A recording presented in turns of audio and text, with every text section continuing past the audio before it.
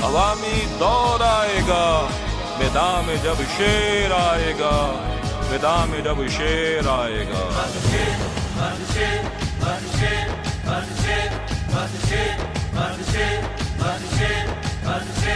कोई और नहीं बस शेर, तकदीर का धारा पे, कोई और नहीं बस शेर, तकदीर का धारा पे। 1000 तालीमी इदारे और यूनिवर्सिटीज बंद रहीं और ये इस लिहाज से दुनिया का वाहिद सूबा है जिसमें वबा की वजह से तालीमी इदारे बंद हैं। पंजाब में डेंगू कंट्रोल क्यों नहीं हो रहा?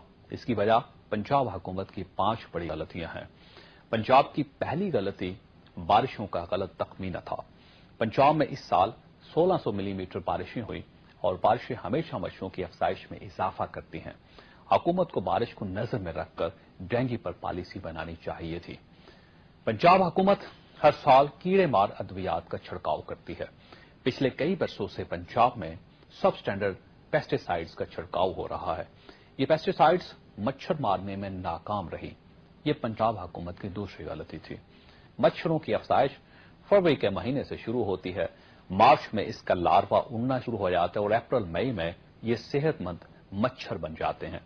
डेंगू के खिलाफ 15 फरवरी से मुहिम शुरू होनी चाहिए थी, लेकिन पंजाब हुकूमत ने यह मुहिम 15 अगस्त से स्टार्ट की।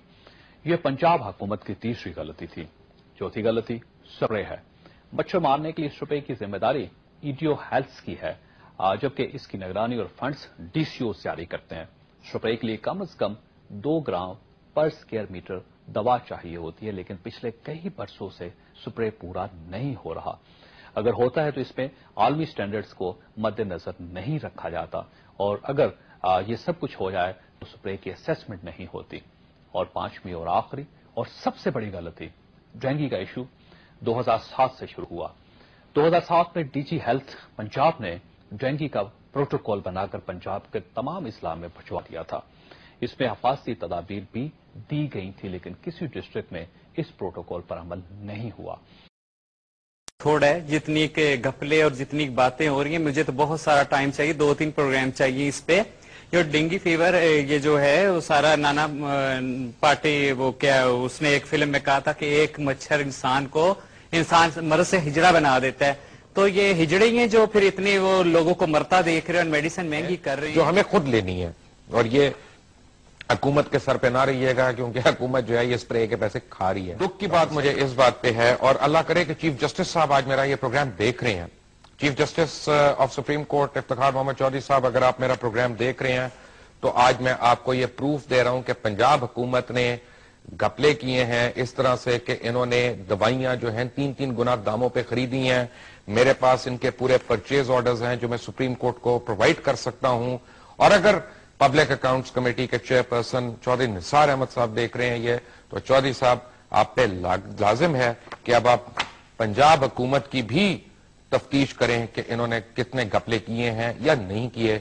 जब हम ब्रेक से आएंगे तो यह किस तरह पंजाब के हेल्थ डिपार्टमेंट में घपले हो रहे हैं दवाइयों के ऊपर, दवाइयों की परचेजेस के ऊपर।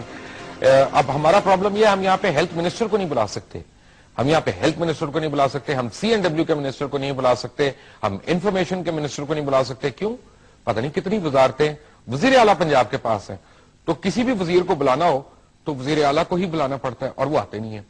तो अब ये मसाइल हैं, इसलिए हमें पार्लिमानी सेक्रेटरी वगैरह को बुलाना पड़ता है। ये ना आप समझिएगा कि हम कोई जान के ऐसा कर रहे हैं। ये पूरे एविडेंस पड़े हुए हैं, प्रूफ्स पड़े हुए हैं। 3-3 गुना ज्यादा कीमतों पे पंजाब हुकूमत दवाइयां खरीद रही है अपनी लास्ट परचेज रेट्स के ऊपर, और जिसकी कोई जवाब नहीं है। जो गोली बाजार में 1.5 रुपए की मिल रही है, आप यहां पे 5, 5.5, 6 रुपए की खरीद रहे हैं। जो सिरिंज बाजार में बगैर कंट्रोल के 3 रुपए की मिल रही है, यानी 2 रुपए 80 पैसे की मिल रही है, वो आप 16 रुपए की खरीद रहे हैं। ये आप लोग कितना गुनाह करना है आप लोगों ने। आप लोग असेंबली में बोलते नहीं है। कहीं ये मामला वहां तक तो नहीं पहुंचेगा, खुदा न खास्ता। तो मैं इस पर मैं आपको जवाब जरा थोड़ा सा। डेंगू जिस मुल्क में भी गया है उसे कंट्रोल करने में वक्त लगा है। पंजाब हुकूमत ने जिस तरह डेंगू के खिलाफ जिहाद किया वो मिसाली है। अब तो निसाब। और अहम खबर शामिल करते हैं लाहौर से। लाहौर में पंजाब इंस्टीट्यूट ऑफ कार्डियोलॉजी की दवाओं की रिएक्शन से मेयो अस्पताल में मजीद 3 अफराद के जहां बहक होने की इत्तलात मौसूल हो गई हैं। एक हफ्ते के दौरान जहां बहक होने वालों की तादाद तकरीबन 13 तक पहुंच चुकी है। इसके बारे में मजीद तफसीलात हम जानेंगे। हमारी नुमाइंदा राबिया नूर लाहौर से हमारे साथ हैं। राबिया, बताइएगा क्या वजह बताई गई है इंतजामिया की जानिब से इन अमवात की, और ये भी बताइएगा अब हलाकतों की कुल तादाद कितनी पहुंच चुकी है। सरकारी तौर पर क्या अपडेट्स आपको फराहम की गई हैं? जी बिल्कुल, ये पंजाब इंस्टीट्यूट ऑफ कार्डियोलॉजी में जो 4 अद्वियात थी, cardio vaccine, nitrate, mega pharmaceutical और एक्सपिन, इन 4 अद्वियात की वजह से ये अमवात वाक़ हुई हैं। जो दिल के जो अमराज में मुब्तला अफराद हैं, कोई अद्वियात दी जाती हैं और खासी क्रिटिकल कंडीशन में दी जाती हैं। इन अद्वियात की वजह से अमवात वाक़ हुई हैं। अब तक जो एक कमेटी, इंक्वायरी कमेटी बनाई गई है, डॉक्टर जावेद अकरम, प्रोफेसर डॉक्टर जावेद अकरम इस कमेटी की जो है वो सरबराही कर रहे हैं। उन्होंने आगे सब कमेटीज भी इसकी बनाई हैं। उनका ये कहना है कि अब तक जो अमवात हो चुकी हैं वो 23 से जायद हैं, जिनमें राना टाउन लाहौर का रिहायशी अहमद चिल्ड्रन अस्पताल में खसरे की वजह से इंतकाल कर गया। अहमद की उम्र 14 माह थी। चिल्ड्रन अस्पताल में 4 माह के दौरान खसरे से जाँ बहक बच्चों की तादाद 32 हो गई। मेयो अस्पताल में अब तक 30 बच्चे दम तोड़ चुके हैं। इस तरह खसरे की वबा लाहौर में 62 माओं की गोद उजाड़ चुकी है। पिछले 24 घंटों के दौरान मेयो अस्पताल में 20 और चिल्ड्रन अस्पताल में 17 नए केसेस लाए गए। दूसरी जानब महकमा सेहत पंजाब ने लाहौर में 29 अप्रैल से 5 मई तक खसूसी इंसदादे मुहिम चलाने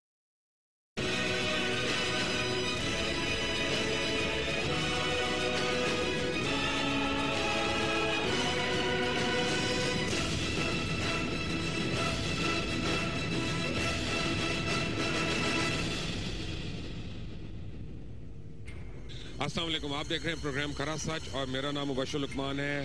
हर दफ़ा की तरह पिछले 2 हफ्ते से हम यहीं पे हैं सर्विसेज अस्पताल के बाहर, जहां यंग डॉक्टर्स एसोसिएशन ने एक हंगर स्ट्राइक की भी है और उन गरीब लोगों के लिए की है कि जिनको अस्पतालों में अद्वियात नहीं मिलती हैं, जिनको सहूलियात नहीं मिलती हैं। और यंग डॉक्टर्स का भी यह मुतालबा है कि जो सरकारी मुलाजमीन हैं, यानी ख़ास तौर पे ब्यूरोक्रेट्स, टीएमजी ग्रुप के जो ब्यूरोक्रेट्स हैं, उनको और उनके ख़ानदानों को और सियासतदानों को ये पाबंद होना चाहिए कि वो ख़ुद सरकारी अस्पतालों में इलाज करवाएं। और जब तक वो ये नहीं करवाते तो जो है उनको पता नहीं चलता कि अस्पतालों के हालात क्या हैं। आपको इत्तला बताऊँ कि लाहौर में इस वक्त चंद बड़े सीनियर सियासतदान जिनका ताल्लुक पाकिस्तान मुस्लिम लीग नवाज से है, वो कई दिनों से नेशनल अस्पताल जो है डिफेंस में, डीएचए में, उसमें प्राइवेटली इलाज करवा रहे हैं और हुक्मरान जो हैं उनके पैसे दी जा रहे हैं, लेकिन यहाँ पे अस्पतालों में देने के लिए दवाइयाँ नहीं है। एसोसिएशन ने एक हंगर स्ट्राइक की भी है और उन गरीब लोगों के लिए की है कि जिनको अस्पतालों में अद्वियात नहीं मिलती हैं, जिनको सहूलियात नहीं मिलती हैं। और यंग डॉक्टर्स का भी यह मुतालबा है कि जो सरकारी मुलाजमीन हैं, यानी ख़ास तौर पे ब्यूरोक्रेट्स, टीएमजी ग्रुप के जो ब्यूरोक्रेट्स हैं, उनको और उनके ख़ानदानों को और सियासतदानों को ये पाबंद होना चाहिए कि वो ख़ुद सरकारी अस्पतालों में इलाज करवाएं। और जब तक वो ये नहीं करवाते तो जो है उनको पता नहीं चलता कि अस्पतालों के हालात क्या हैं। आपको इत्तला बताऊँ कि लाहौर में इस वक्त चंद बड़े सीनियर सियासतदान जिनका ताल्लुक पाकिस्तान मुस्लिम लीग नवाज से है, वो कई दिनों क्या लगा हुआ ताकि यानी ऑक्सीजन लगाए, डॉक्टर को करंट पड़े, पेशेंट को करंट पड़े और दोनों जाते रहे। ये ऑक्सीजन सप्लाई है। ये वो वार्ड है जहाँ पे आग लगी थी है, ये वो पीट्स का वार्ड है। नहीं, सर्जिकल वार्ड जहाँ पे पेशेंट की सर्जरी वगैरह जो है ना उनके लिए जाएं, वो बहुत जलील करते हैं ब्लड बैंक वाले। उनके पास ब्लड बैग भी हैं लेकिन देते नहीं, कहते जी बाहर से लेके आए आप। बहुत परेशान करते, नहीं देते। यानी खून नहीं देते? खून नहीं देते। आप क्या बेटे हो? सर जी मेरा बच्चा दाखिल है। तो ये पर्चियाँ ये बाहर की कहाँ से आ रही हैं? ये स्टोर से दवाइयाँ लगा के शाइन मेडिकल स्टोर। हाँ जी। ये क्यों? अंदर से तो फार्मेसी में दवाइयाँ हैं। ये तो कह रहे नहीं है, ये तो लिख के बाहर दे देते हैं, तो फिर मजबूरी बाहर से लानी पड़ती, क्या करें। Shame on you. यहाँ से दवाई मुझे भी नहीं मिल रही। 4 दिन हो गए मेरे हस्बैंड इधर आए हुए हैं, तो हम लोग सारी दवाइयाँ हम लोग बाहर से लेके आ रहे हैं। तो फार्मेसी तो वो कह रहे हैं भरी हुई है पूरी। नहीं, देख ले आप, पर्चियाँ देख ले हमारे पास, रसीदे देख ले हमारे पास। कोई दवाई मांगते हैं, कहते हैं हमारे पास नहीं है, बाहर से मंगवाए। 4 दिन से हम लोग बाजार से दवाइयाँ लेके आने। एक दवाई उन्होंने हमें अपने पास से नहीं दी। एक पैनाडोल की गोली बुखार के लिए जरूर दी है, इसके अलावा हमने कोई गोली नहीं दी उन्होंने बुखार के लिए। बस इनको शर्म आनी चाहिए, बस ये अरबों रुपया खा जाते हैं, पता नहीं। क्रिटिकल पेशेंट है, यंग मेल है, अपने पेरेंट्स की आंखों का तारा है, इसका फ्यूचर घर वालों ने यही देखा होगा बहुत ब्राइट है, लेकिन बदकिस्मती से बीमार हुआ, क्रिटिकल कंडीशन में पड़ा है। वो साथ वो करंट वाली मशीन है कि जब पेशेंट को इलेक्ट्रिक शॉक देखते हैं, आउट ऑफ ऑर्डर है, ये मोनीटर है, ये भी आउट ऑफ ऑर्डर है। और जिस मशीन से सिक्रीशन थूक वगैरह बाहर निकालते हैं, वो बजाय इसके कि वार्ड में हो, पेशेंट के काम में है, वो भी आउट ऑफ ऑर्डर है। वो छुपाने के लिए वॉशरूम के अंदर रखी गई है। आप आई विटनेस हैं, उसका देख सकते हैं। इससे कहते हैं शक्कर मशीन के जो मरीज़ के जो सांस की नाली में या मैदे में जो सिक्रीशंस होती हैं, जो रतूबतें होती हैं, उसको निकालने के लिए और इसको छुपाने के लिए ये इधर रखा हुआ है पीछे वॉशरूम में। और वॉशरूम की भी कंडीशन माशाल्लाह से आप देख सकते हैं कि क्या है। जी बेटा, अस्सलाम वालेकुम, आप कुछ कहना चाह रहे हैं? क्या? पापा को दवाई नहीं देते। ये आपके पापा इनको दवाई नहीं देते? क्यों नहीं, क्या कहते हैं दवाई नहीं? लो हाल वला को दिया तो सारे जरासीम यहीं पे पैदा हो रहे हैं। अगर यहाँ पे आग लग जाएगी तो क्या होगा?